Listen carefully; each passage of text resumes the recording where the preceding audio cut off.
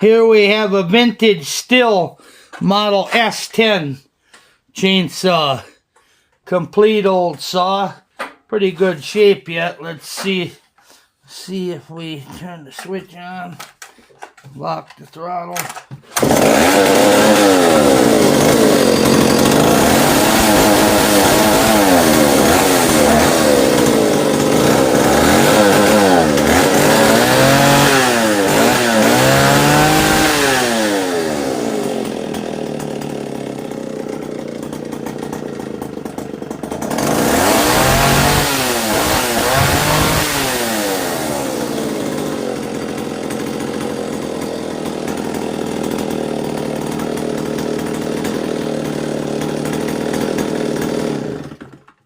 Runs out pretty good. Could probably use some fine tuning.